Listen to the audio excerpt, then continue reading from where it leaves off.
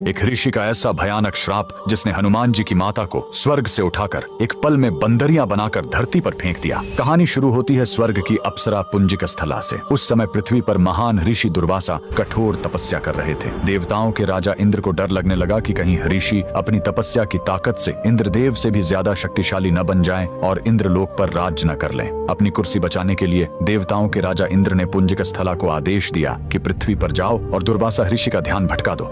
इंद्र के आदेश पर वह ऋषि के आश्रम गई और उनकी तपस्या में बाधा डालने लगी। ऋषि दुर्वासा ने गुस्से में आंखें खोली और उसे श्राप दे दिया। तूने एक चंचल वानर की तरह हरकत की है, जा पृथ्वी पर तेरा चेहरा भी वानर जैसा हो जाएगा। अप्सरा ने रोते हुए ऋषि के पैर पकड़ लिए। तब ऋषि ने दया दिखाई और मुक्ति का उपाय बताया। जिस दिन तुम भगवान शिव के 11वें रुद्र अवतार को जन्म दोगी, तुम वापस अप्सरा बन जाओगी। इसी श्राप के कारण उस अप्सरा ने पृथ्वी पर वानर राज गुंजर के घर बेटी के रूप में जन्म लिया, जिनका नाम अंजना पड़ा। बड़ी होने पर उनका विवाह महान वानर योद्धा केसरी से हुआ, लेकिन श्राप से मुक्ति पाने के लिए उन्हें एक पुत्र की आवश्यकता थी। इसलिए माता अंजना ने हम्पी के इसी अंजनाद्रि पर्वत पर भगवान शिव की घोर तपस्या की। सालों की तपस्या से शिव जी प्रसन्न हुए और वायुदेव के माध्यम से अंजना के गर्भ में दिव्य शक्ति स्थापित की। और तब इसी पहाड़ी पर जन्म हुआ बजरंग बली का। हनुमान जी के जन्म लेते ही माता अंजना का श्राप टूट गया।